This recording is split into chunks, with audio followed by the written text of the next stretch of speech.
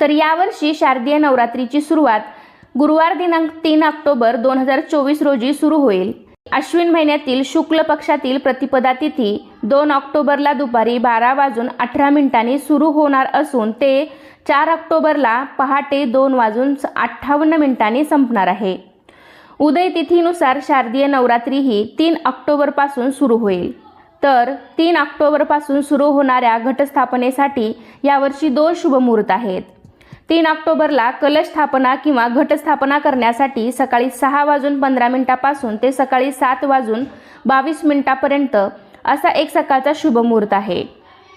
हा मुहूर्त 1 तास 6 मिनिटापर्यंत असणार आहे आणि ज्यांना एवढ्या सकाळी घटस्थापना करायला जमणार नाही तर त्यांच्यासाठी अजून एक अभिजित मुहूर्त आहे। हा अभिजित मुहूर्त सकाळी 11:46 पासून ते दुपारी 12:33 असणार आहे।